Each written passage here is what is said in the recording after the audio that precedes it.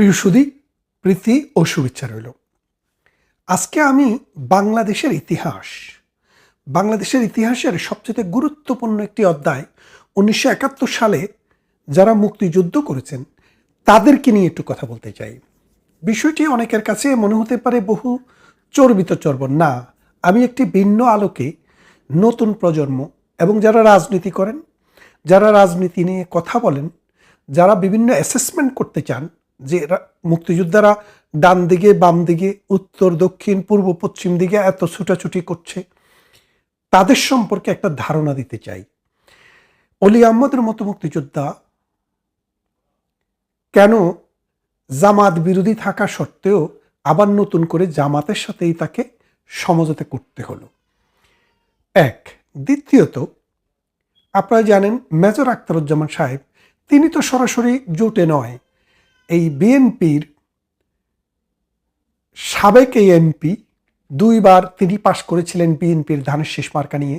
তিনি জামাতে সরাসরি অংশগ্রহণ করেছেন, জামাতে জয়েন করেছেন। এখন জামাতের তিনি সদস্য, কদিন পরে হয়তো রোকনও হবেন। তাদের একটা শৃঙ্খলা আছে, নিয়ম আছে, নিয়ম অনুসারে যাবেন।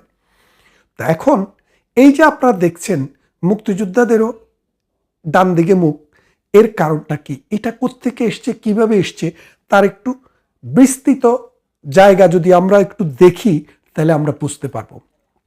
1971 সালে মহান মুক্তিযুদ্ধ যখন শুরু হয় তখন সেখানে দুই শ্রেণীর মানুষ মূলত মুক্তিযুদ্ধে গিয়েছেন। একটি হচ্ছে সাধারণ মানুষ, যারা 1949 সাল থেকে 1971 সাল পর্যন্ত বাংলাদেশের নানান সংগ্রামে, নানান আন্দোলনে কেউ রাজপথে থেকেছেন, কেউ লিখেছেন, কেউ বলেছেন, কেউ নেতৃত্ব দিয়েছেন। 1952 সালের ভাষা আন্দোলন, 1954 সালের যুক্তফ্রন্টের নির্বাচন, 1956 সালে সংবিধানের আন্দোলন, 1962 সালে শিক্ষা আন্দোলন, 66 সালে 6 দফা আন্দোলন, 69-এর গণ অভ্যুত্থান, 70-এর সেই ঐতিহাসিক নির্বাচনে যারা অংশগ্রহণ করেছেন, যারা ভোটের জন্য মানুষের দ্বারে দ্বারে গিয়েছেন, যারা এই পুলিং অফিসার ছিলেন, পুলিং এজেন্ট ছিলেন, তারা হচ্ছে একটি দল। তাদের মধ্যে কেউ নেতা, রাজনৈতিক নেতা, সমাজকর্মী, শিক্ষক, বুদ্ধিজীবী, গায়ক, নায়ক, কবি, সাহিত্যিক, বুদ্ধিজীবী। কেউ রাখাল, কেউ মেঠে মজুর, কেউ রিক্সাওয়ালা, কেউ ঠেলাওয়ালা, কেউ পদ্মাপাড়ের মাঝি, কেউ নেহায়েত কৃষক, শ্রমিক, মেহনতি জনতা। এরা একটা শ্রেণী সিভিলিয়ান হিসেবে 1971 সালে 26শে মার্চে বঙ্গবন্ধুর স্বাধীনতা ঘোষণার পর থেকে ধীরে ধীরে মুক্তিযুদ্ধে অংশগ্রহণ করে। এই মুক্তিযুদ্ধে অংশগ্রহণ করার জন্য প্রাথমিকভাবে তারা ছাত্রলীগ এবং যুবলীগের নেতৃত্বে সংগঠিত হয়ে ভারতে যায়। সেখানে গিয়ে ট্রেনিং নিয়ে পরবর্তীতে যোদ্ধা হয়ে ওঠে। তারা কেউই যোদ্ধা ছিল না, তারা কোনোদিন একটি গুলিও ফোটাননি, কিন্তু মুক্তিযুদ্ধে গিয়ে তারা যোদ্ধা হয়ে ওঠেন। এটা হলো একটা শ্রেণী।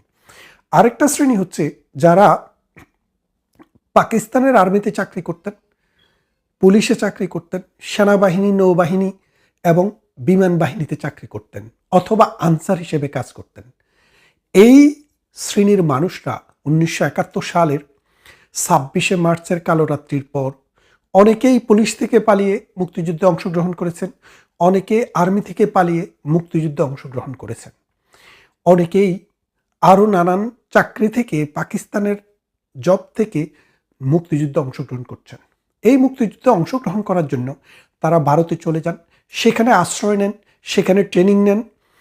যারা রেগুলার বাহিনীর সৈনিক ছিলেন, সেনাবাহিনীর অফিসার ছিলেন অথবা পুলিশ ছিলেন, তারা এই সিভিলিয়ান জনগোষ্ঠীকে যুদ্ধ পরিচালনা করার, যুদ্ধ করার যে দক্ষতা, যে ট্রেনিং, সেটা দিয়েছেন। এই দুই শ্রেণীর মুক্তিযোদ্ধার মধ্যে আমি কাউকে ছোট করে, কাউকে বড় করে দেখছি না। দুই শ্রেণীর মুক্তিযোদ্ধার প্রতি আমার শ্রদ্ধা, ভালোবাসা এবং সম্মান আগেও যেমন ছিল, এখনই তেমনই আছে।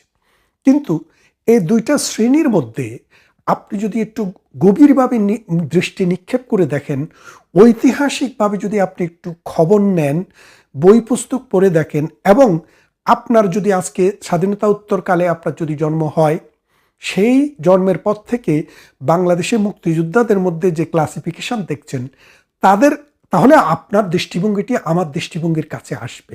কীরকম দেখেন, আর্মি থেকে যারা বা পাকিস্তান বাহিনী থেকে এসে যারা যেসব বাঙালি মুক্তিযুদ্ধ করেছে তাদের কিন্তু এক ধরনের এইম ছিল, সেই এইমটা হলো দেশটাকে স্বাধীন করতে হবে। কিন্তু তারা এর আগে কোনো রাজনৈতিক সংগ্রামে অংশগ্রহণ করেননি। তারা হয়তো দেখেছেন, বুঝেছেন, কিন্তু তাদের গায়ে সেইভাবে সামাজিক বৈষম্য, অত্যাচার, নির্যাতন, নিপীড়ন, রাজনীতিবিদদেরকে যেভাবে দিনের পর দিন জেল খেটতে হয়েছে সেটা তাদের গায়ে লাগেনি। যার কারণে তাদের দৃষ্টিভঙ্গি যে বাংলাদেশের মুক্তিযুদ্ধটা শুরু হয়েছে 1971 সালের 26শে মার্চ, আর যারা রাজনৈতিক জনগণের মাঝ থেকে এসছেন তাদের কাছে মনে হয়েছে বাংলাদেশের মুক্তিযুদ্ধটি শুরু হয়েছে 1952 সালের ভাষা আন্দোলনের মাধ্যমে।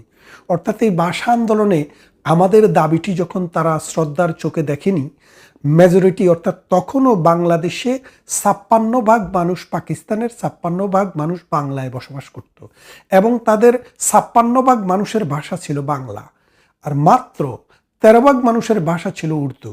কারণ পাকিস্তানের সব মানুষ উর্দু ভাষায় কথা বলে না, কেউ পশতু, কেউ উর্দু, কেউ পাঞ্জাবি, কেউ সিন্ধি, কেউ গুজরাটি, এইরকম নানান ভাষায়, কেউ হিন্দি, নানান ভাষায় পাকিস্তানের মানুষে কথা বলে। কিন্তু বাংলাদেশে অল্প কিছু এই আমাদের যে পিঁপড়া, চাকমা, মগ, হাজং, ওরাং, মোরাং, গাও, সাঁওতাল, ভীম, এইরকম অল্প কিছু ক্ষুদ্র নৃগোষ্ঠী বাদ দিলে বাকি 99% মানুষ বাংলায় কথা বলে। পাকিস্তানের মানুষ সেই দাবিটিকেও মানতে রাজি হয়নি, যার ফলে এখানে 52 সালের ভাষা আন্দোলনের মাধ্যমে আমাদের যে জাতিসত্তা সেটার উন্মেষ ঘটে। এই মুক্তিযুদ্ধ পরবর্তীতে এই ধারাবাহিকতা, অর্থাৎ 52 সাল থেকে যারা আন্দোলন সংগ্রামের মধ্যে ছিলেন তাদের মুক্তিযুদ্ধে যাওয়া, আর যোদ্ধা যারা মানে যারা সেনাবাহিনী, রেগুলার বাহিনী, তাদের মুক্তিযুদ্ধে যাওয়ার পার্থক্যটা এই জায়গায় আপনি একটু দেখতে পাবেন যে তারা রাজনৈতিক সংস্রবের বাইরে ছিল, যার কারণে তারা প্রফেশনাল যোদ্ধা, তারা ট্রেনিং দিয়েছে, যুদ্ধ করেছে, দেশকে ভালোবেসেছেন। কিন্তু যুদ্ধ পরবর্তী সময়ে এসে তারা যেভাবে রাষ্ট্র পরিচালনার কথা চিন্তা ভাবনা করেছে, রাজনৈতিক নেতারা সেইভাবে চিন্তা করতে পারেনি। কেন পারেনি দেখেন, যে 300টি আসন, এই 300টি আসনের মধ্যে 169টি আসন তখন ছিল। এই 169টি আসনের মধ্যে প্রত্যেকটি এলাকাতে এমপি ছিল, মন্ত্রী ছিল বা চেয়ারম্যান ছিল, এরকম নানান রাজনৈতিক পোস্ট পদবি ছিল, যার কারণে তাদের মানুষের প্রতি কমিটমেন্ট ছিল, মানুষের কথা তাদেরকে শুনতে হতো। কিন্তু আর্মিদের কথাটা অন্যরকম ছিল। বঙ্গবন্ধু আর্মিদের কথাটাকে সেইভাবে অ্যাকোমোডেট করতে পারেননি।